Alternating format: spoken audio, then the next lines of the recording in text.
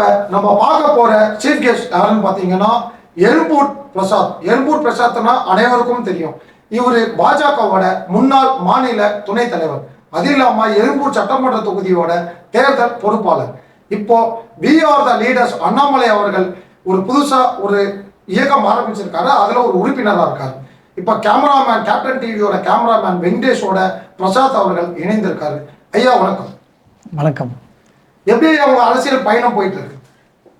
வணக்கம்ண்ணா, நல்லா போயிட்டுருக்குண்ணே.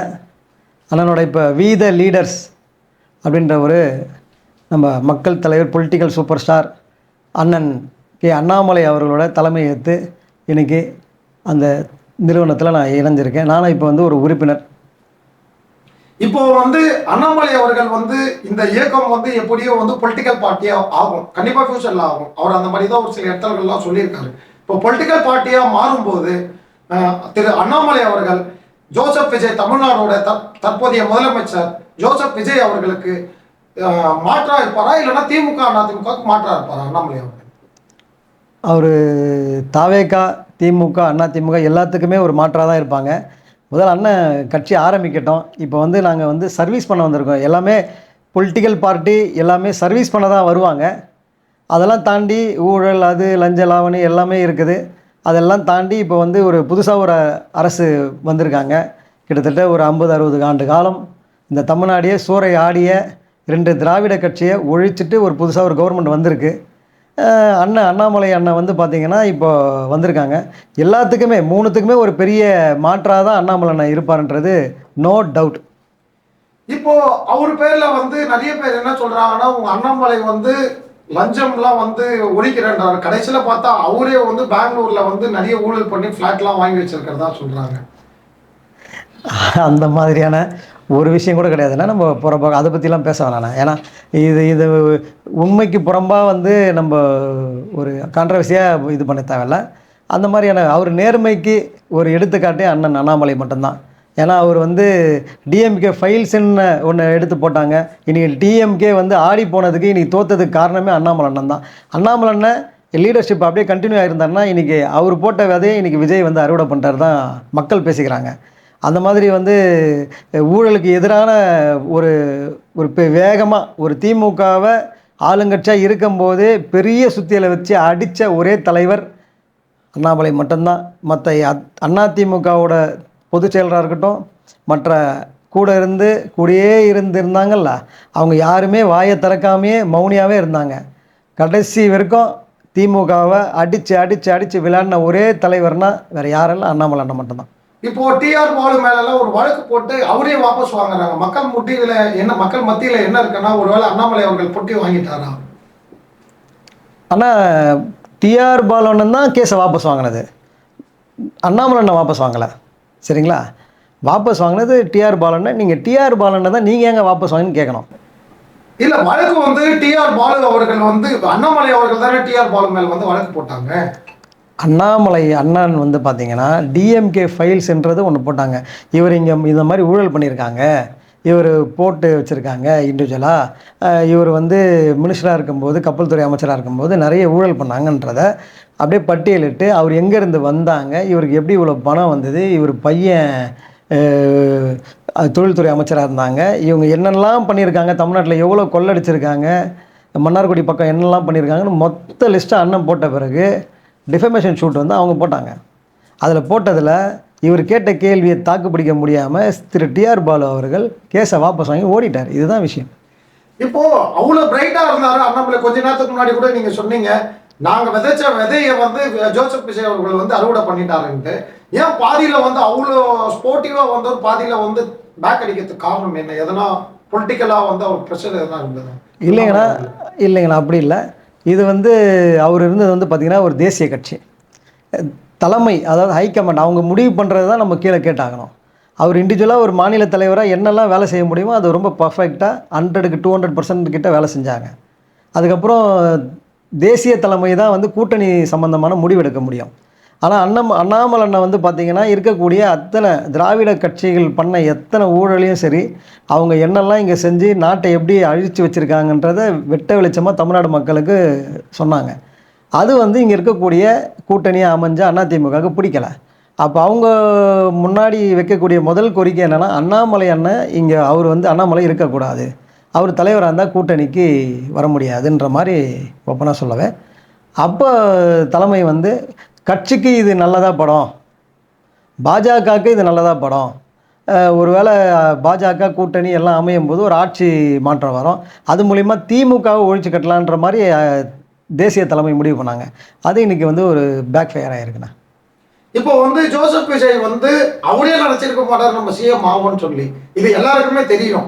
அது வந்து இது மக்கள் புரட்சின்ற மாதிரி ஏத்துக்கலாமா, இல்லைன்னா வந்து ஒரு ரீசெண்டா ஒரு இன்டர்வியூல ஜனநாயகன் படத்தோட டைரக்டர் எச் வினோத் அவர்கள் வந்து என்ன சொல்றாருன்னா, நான் 5 மாதம் வந்து நான் ஒர்க் பண்ண விஜய் கிட்ட, நீங்க 2.5 மணி நேரம் தான் வந்து நீங்க படத்தை பார்த்துட்டு எனக்கே வந்து நான் நம்பவே இல்லை அவர் ஜெயிப்பாரான்ட்டு. அப்போனா எல்லாருக்குமே தெரியுது விஜய் வந்து ஆட்சிக்கு வந்தது யாருக்கும் பிடிக்கல மீன்ஸ்னா அவரோட எல்லாருமே வந்து மக்கள் வந்து ஓட்டு போட்டு தான் வந்தாங்க. ஆனா அவரோட செயல்பாடுகள் வந்து ரொம்ப மோசமா இருக்கு, மக்கள் மத்தியில பேசிட்டு இருக்காங்க. ஆச்சரியமான ஒன்று தான். முதல் 2.5 வருஷத்தில் கட்சி ஆரம்பித்த 2.5 வருஷத்தில் ஒரு ஆட்சி அமைக்கிறது சாதாரண விஷயம் இல்லை. அப்போ எந்த அளவுக்கு இந்த திராவிட கட்சி மேலே வந்து மக்கள் வெறுப்பில் இருக்காங்க, யாருடா வரமாட்டாங்களா, யாராச்சும் ஒரு தலைவர் வரமாட்டாங்களான்னு எதிர்பார்த்துட்டு இருந்தாங்க. அப்போ வந்து வேக்கண்டாக இருந்தது.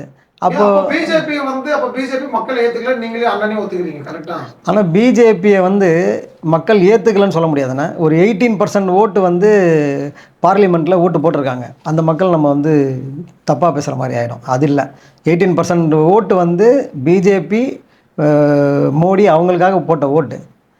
ஏன் ஏற்றுக்கலன்னா, இங்கே திமுக முன்னாடி நிற்க வச்சுட்டு சுற்றி ஒரு வளையம் இருக்குண்ணே, விசிகா, கம்யூனிஸ்ட்டு, அவங்க கூட இருக்கக்கூடிய அத்தனை முஸ்லீம் லீக்கு, அதாவது காங்கிரஸ், இவங்கெல்லாம் ஒரு வளையமாக நிற்கிறாங்க திமுக நடுவில் நிற்க வச்சு. திமுக எந்த ஒரு பாதிப்பும் வரக்கூடாது, அவர் ஆட்சி எந்த இடத்துலையும் போகக்கூடாது, திமுக மட்டும் இங்கே, ஏன்னா அவங்க கட்டமைப்பு பெரிய கட்டமைப்பு திமுக. அது அதுபோல் ஒரு பெரிய கட்டமைப்பு உள்ள இயக்கம், மாநில கட்சியை மாநிலத்தை வந்து ஆண்டுட்டு இருக்கக்கூடிய ஒரு இயக்கம், எந்த காலத்துலேயும் பிஜேபி வந்து அழிச்சிடக்கூடாது அப்படின்ற மாதிரி ஒரு பயம். என்னன்னா, தேசத்தில் இருக்க ஒரு மிகப்பெரிய இயக்கம் வந்து பிஜேபி, சரிங்களா? அது வந்து பார்த்திங்கன்னா கிட்டத்தட்ட 26 மாநிலத்தை வந்து ஆண்டுட்டு இருக்கக்கூடிய ஒரு இயக்கம். எங்கேயுமே வந்து ஃபஸ்ட் டைம் கவர்மெண்ட் ஃபார்ம் பண்ணுறாங்கன்னா கண்டினியூவாக 2 டைம்ஸ் 3 டைம்ஸ் கவர்மெண்ட் ஃபார்ம் பண்ணுறாங்க. அது வந்து இவங்களுக்கு பயம் வந்துடுச்சு. பிஜேபி எங்கே உள்ளே வந்துடும், பிஜேபி உள்ளே வந்துடும், அது வந்துடும், இது வந்துடும், நீட்டு வந்துடும், பேய் வந்துடும், பிசாசு வந்துடும்னு சொல்லியே பிஜேபி மேலே ஒரு நெரேட்டிவ் செட் பண்ணி வச்சுருக்காங்க. அந்த நெரேட்டிவ் வந்து மக்கள் இடத்துல ரொம்ப ரீச்சாக பரவி இருக்குது. அதே மாதிரி சிறுபான்மை மக்கள் வந்து எந்த இடத்துலையுமே பிஜேபி அதை வந்து பண்ணலனா கூட சில காரணங்களை சொல்லி விதைச்சிட்டாங்க. அதனால் வந்து பிஜேபி தோற்க வேண்டிய நிலைமை வந்துடுச்சு. அதனால் திமுக வந்து இந்த செட் பண்ணாங்க பார்த்தீங்களா, அவங்களெல்லாம் ஒட்டிகிட்டு இருந்தாங்கல்ல, முன்னாடி ஒட்டிகிட்டு இருந்தாங்கல்ல, அவங்கெல்லாம் காப்பாற்றி வச்சுருந்த திமுக தான் அது, மற்றபடி வேறு ஒன்றும் இல்லைண்ணா. இப்போ அவங்க எல்லாமே வந்து விஜய் பக்கம் போயிட்டாங்களா, அது எப்படி பார்க்குறீங்க? சந்தர்ப்பவாத அரசியல் பார்க்குறீங்களா, இல்லைன்னா அரசியல் பார்க்குறீங்க? ஆனால் இதை பற்றி கேட்க வேண்டியதே இல்லைண்ணா. ஓட்டு போட்ட மை காய கூட இல்லை, அது அழிய கூட இல்லை, அதுக்குள்ளே வந்து மாறி அவங்கக்கிட்ட திமுகவோட ஓட்டை வாங்கி விஜய்க்கு எதிரான வந்த ஓட்டு தான் அதெல்லாம் போய் அவங்கக்கிட்ட இருந்து உடனே போய் விஜய்கிட்ட ஜாயின் பண்ணதெல்லாம் வந்து ரொம்ப, அதாவது கூட இருந்தே குழிப்பறிப்புன்னு சொல்லுவாங்கள்ல, அதை செஞ்சது வந்து காங்கிரஸ், விசிகா, 2 கம்யூனிஸ்ட்டு, முஸ்லீம் லீக்கு, இது போன்ற இயக்கம்தான், வேறு யாருமே கிடையாது.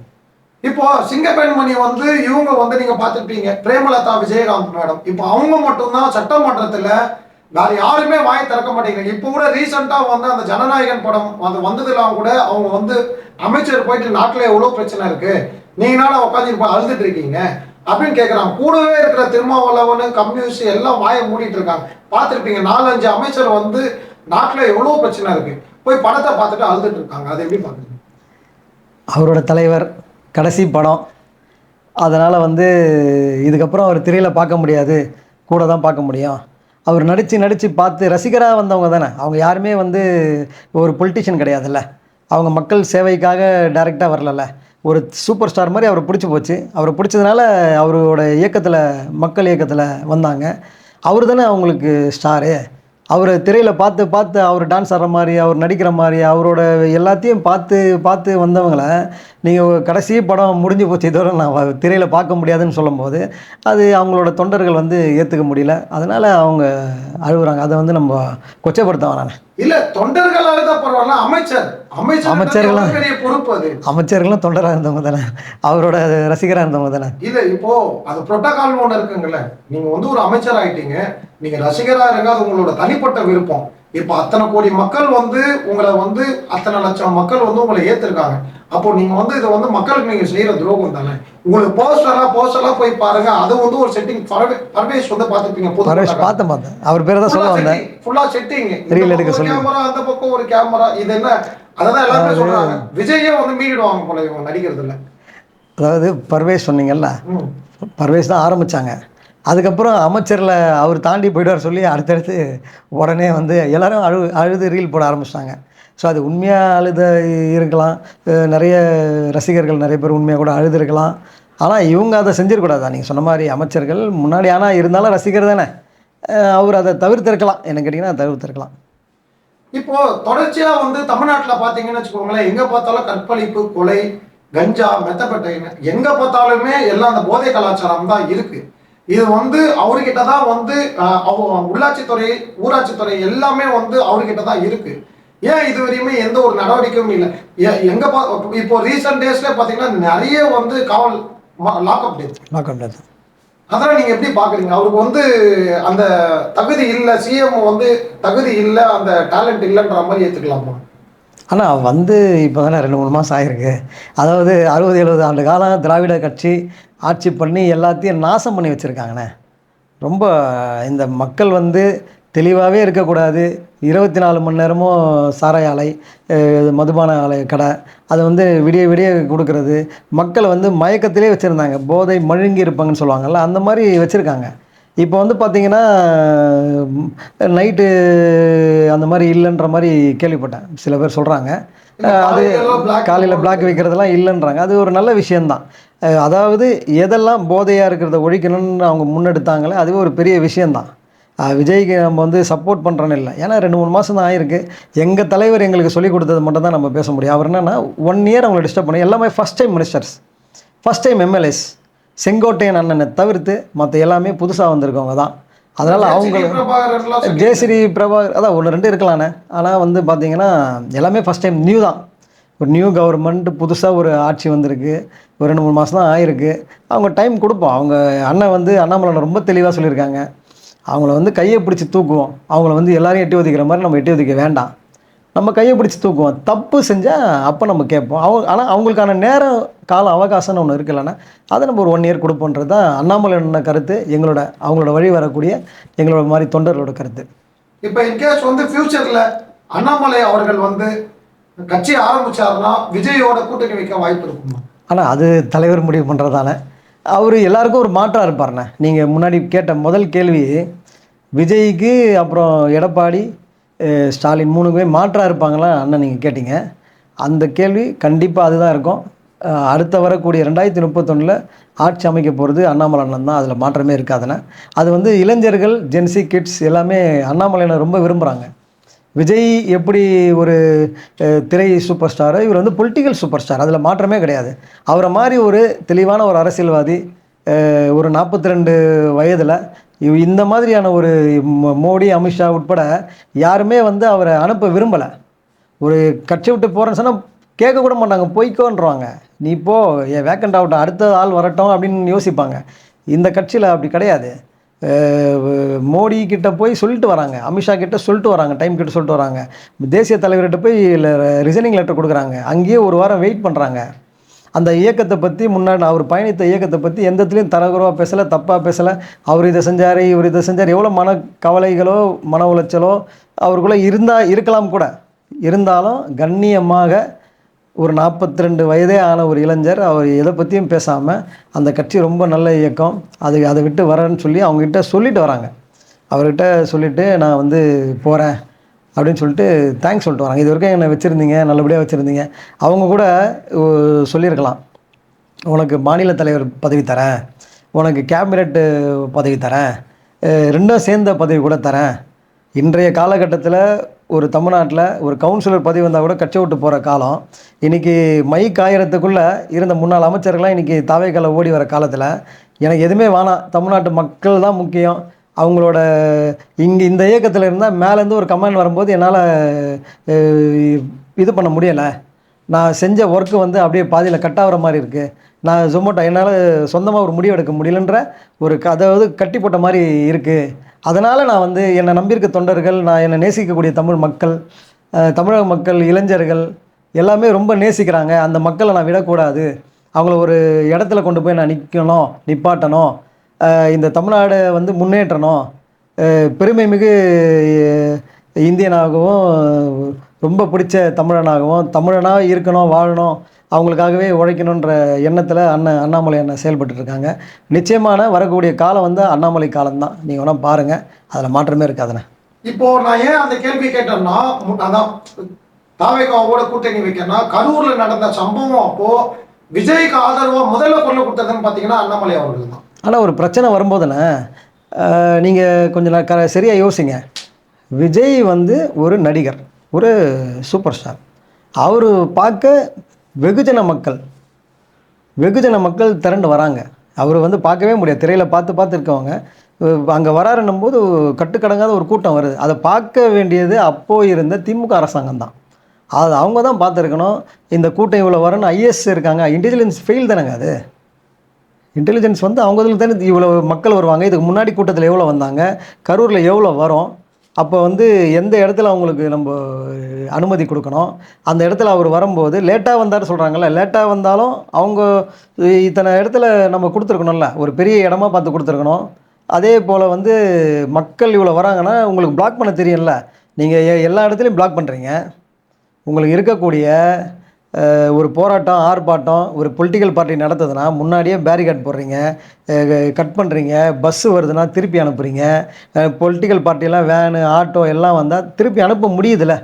அன்றைக்கி இருந்த கவர்மெண்ட் எல்லாமே பண்ண முடியும்ல, வரதுக்கு முன்னாடி அரெஸ்ட் பண்ணி அனுப்ப வைக்கவும் முடியுதில்ல. அதெல்லாம் தெரிஞ்ச திமுக அரசு அன்றைக்கி இவ்வளோ பெரிய கூட்டம் வரணும்னா இவ்வளோ லிமிட்டடு, அந்த இடத்துல இதுக்கு மேலே போனீங்கன்னா ஏதாவது அசம்பாவிதம் வரும் அப்படின்னு தெரிஞ்ச ஒரு அரசாங்கம் கட் பண்ணி அனுப்பிச்சிருக்கணும்ல. அவர் ஐஏஎஸ் அப்போ ஃபெயில் தானே, இன்டெலிஜென்ஸ் ஃபெயில் தானே சொல்ல முடியும். அது அவங்க முற்றிலும் பார்த்தீங்கன்னா இது திமுகவோட ஃபெயிலர் மட்டும்தான். அதனால தான் இன்றைக்கி வந்து மக்கள் வந்து விரட்டி விட்டாங்க. நீங்கள் அப்படி சொல்கிறீங்க. இதே வந்து விஜய் அவர்கள் வந்து அந்த கரூரில் நடக்கிறப்போ காவல்துறைக்கு நன்றின்னு சொன்னார். அவர் ஜெயிச்சு சிஎம் ஆனதுக்கப்புறம் என்ன சொல்கிறாருன்னா, காவல்துறையை மிகவும் அவமானப்படுத்தும் விதமாக தான் அவர் வந்து பேசுகிறாரு. இது காவல்துறையோட சதி. ஏன்னா அவரோட பேச்சிலேயே முரண்பாடு இருக்குது. அதான் கண்டிப்பானா அது இருக்கலாம், முரண்பாடு நிச்சயமாக. அது எதுனா உண்மை. இப்போது நீங்கள் நம்ம பேசிகிட்டு இருக்கோம், நீங்கள் என்ன நோக்கத்தில் வந்து எனக்கு இன்டர்வியூ எடுக்கிறேன்னு தெரியாது இல்லைண்ணா. நீங்கள் ஒரு நல்ல நோக்கம் இருக்கும், ஒரு எந்த நோக்கம், தீய நோக்கமாக தெரியாது. அவர் வந்து அவர் கூட்டத்தை நெரிசலை பார்க்கக்கூடிய கட்டுப்படுத்த அப்போ இருந்த காவல்துறை நன்றி சொல்லுவாங்க. இப்போது ஒரு கூட்டம் நடக்குது, பொது மேடையில் நாங்கள் கூட்டம் முடித்த பிறகு என்ன சொல்லலாம், எங்களுக்கு பாதுகாப்பு கொடுத்த காவல்துறைக்கு நன்றி, ஒளி அமைத்த ஆடியோக்கு நன்றி. ஸோ நம்ம காமனாக சொல்லக்கூடிய வேர்ட்ஸ் தான் அது. அப்போ அந்த மாதிரி ஒரு நன்றி சொல்லிட்டு வந்தது தான் நான் பார்ப்பேனே தவிர்த்து, இப்போ வந்து புகார் சொல்கிறாருன்னா அதுக்கப்புறம் அனலைஸ் பண்ணியிருப்பாங்க. காவல்துறை அவர் கட்டுப்பாட்டில் வந்துடுச்சு, அன்றைக்கி என்னெல்லாம் நடந்தது இன்றைக்கி விசாரிச்சிருப்பாங்க.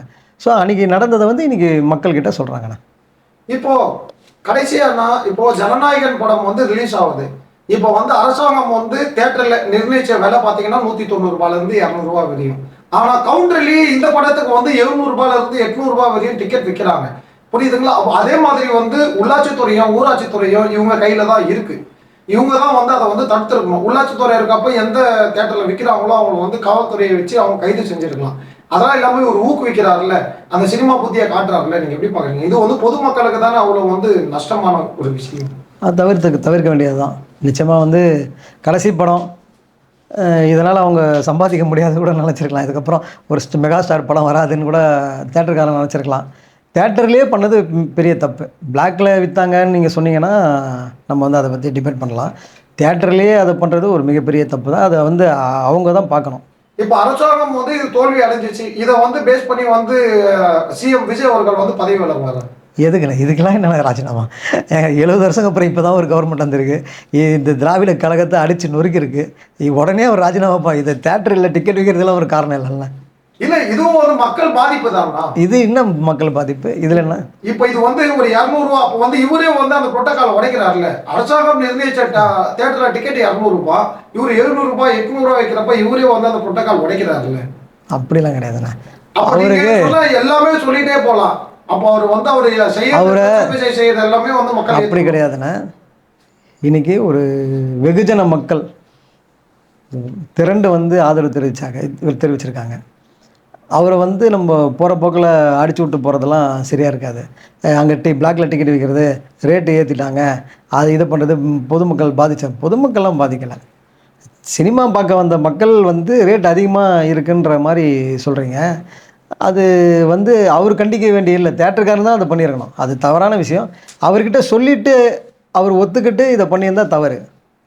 தேட்டரில் வந்து நாங்கள் இன்றைக்கி 200 டிக்கெட்டுங்க, நாங்கள் 700 விற்றுக்கலான் இருக்கோம் அப்படின்னு இவர்கிட்ட பர்மிஷன் கேட்டால் அவர் பர்மிஷன் கொடுத்துருந்தா அது தவறு. அது கண்டிப்பாக அவர்கிட்ட சொல்லியிருக்க மாட்டேன். தேட்டர்லாம் கண்டிப்பாக சொல்லியிருக்க மாட்டாங்க. இதுக்கப்புறம் ஒரு படம் வரப்போகிறதில்ல, கடைசியில் அடித்து எடுத்துக்கலாம்னு சொல்லி பண்ணியிருக்கலாம். இப்போ நீங்க வந்து இதே மாதிரி கரண்ட் கட்ட பார்ப்பீங்க, மின்வெட்டு.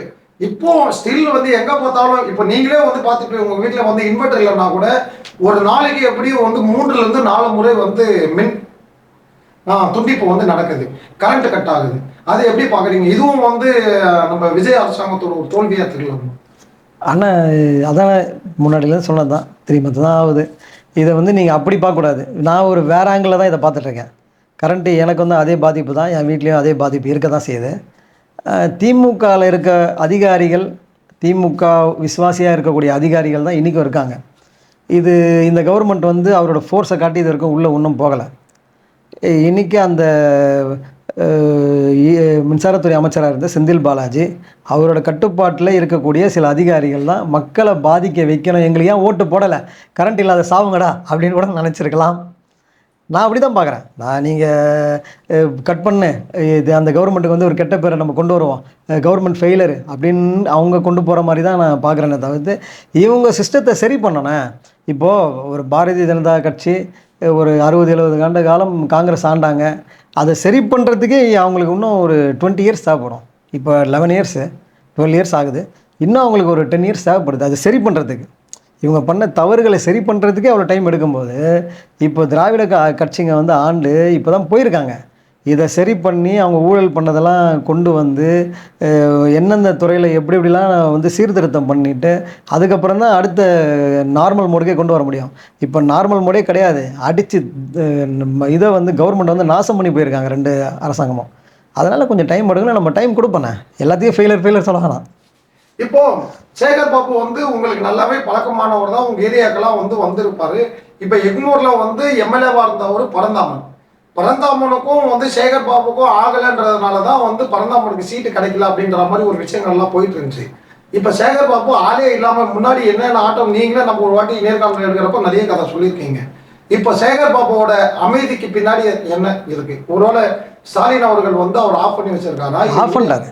இல்லை இவரே வந்து திமுகவே சேர்ந்து ஒட்டுமொத்தமாக அவர் ஆஃப் பண்ணிட்டாங்க. ஒட்டுமொத்த திமுகவும் தோற்றதுக்கு நீ தான் காரணம்னு சொல்லி ஆஃப் பண்ணிட்டாங்க. ஏன்னா அவர் ஆடாத ஆட்டெல்லாம் கிடையாது, அவர் சாதாரண ஆளும் கிடையாது. அவர் எதிர்த்த யாராக இருந்தாலும் எம்எல்ஏ வர முடியாது. அவரோட மாவட்டத்தில் பரந்தாமனாக இருக்கட்டும், அதுக்கு முன்னாடி இந்த KS ரவிச்சந்திரனாக இருக்கட்டும், எனக்கு ஆகாதான் நீ வர முடியாது. அவரோட அதாவது திமுகவில் இருக்கக்கூடிய மாவட்ட செல்லாம் என்ன சொல்லுவாங்க, குறுநில மன்னர்கள் அப்படி தான் சொல்லுவாங்க. அதே போக்கில் தான் இவரும் செயல்பட்டார். இன்றைக்கி வந்து சென்னை முழுக்க தோற்றதுக்கு சேகர் பாபு ஒரு பெரிய காரணம். அது சாதாரண திமுக தொண்டர்லாம் அழுதுட்டுருக்கான். அவர் போய் பார்க்கணும்னா அவர் ஜெயிச்சதுக்கு வந்து பல காரணம் இருக்குன்னா அதை நான் சொல்லலாம்னா சொல்ல முடியும். மண்ணடி ஒரு காரணம்னு சொல்லுவேன். மண்ணடி வந்து சிறுபான்மை மக்கள் அதிகமாக வசிக்கக்கூடிய பகுதி. அதே மாதிரி தான் உதயநிதி ஸ்டாலினும் காப்பாற்றி இன்றைக்கி பொறுப்பில் இருக்காருன்னா, எம்எல்ஏவாக இருக்காருன்னா அது காரணமாக அங்கே இருக்கக்கூடிய திருவல்லிக்கேணி, அங்கேயே வந்து சிறுபான்மை மக்கள் அதிகமாக வசிக்கக்கூடிய பகுதி. கண்ண முடின்னு 1200 ஓட்டுனா அதில் ஆப்சண்ட்டே இருக்காது. மற்ற வார்டில் மற்ற பூத்துலலாம் வந்து பார்த்திங்கன்னா 80%, 60%, 70%. அங்கே போலிங் வந்து பார்த்திங்கன்னா 95%, 98% எல்லாமே ஓட்டு போட்டுருவாங்க. சரிங்களா? அங்கே ஜெயிச்சதுக்கு காரணம் அங்கே இருக்கக்கூடிய இன்றைக்கும் நம்பக்கூடிய சிறுபான்மை மக்கள் தான். அங்கே இருக்கக்கூடிய சிறுபான்மை மக்கள் தான் அவரை வந்து இன்றைக்கி ஜெயிக்க வச்சுருக்காங்க 2 பேரையும் தவிர்த்து. சென்னையில் ஒட்டுமொத்தமாக வந்து விசில் ஊதி தள்ளிடுச்சு. நான் இவ்வளவு நேரம் உங்களோட பொன்னான நேரத்தை எங்க கேப்டன் நியூஸ் தொலைக்காட்சிக்காக நீங்க வந்து ஸ்பெண்ட் பண்ணதுக்கு ரொம்ப நன்றி. நன்றிண்ணே, வணக்கம் வணக்கம், ரொம்ப நன்றிண்ணே.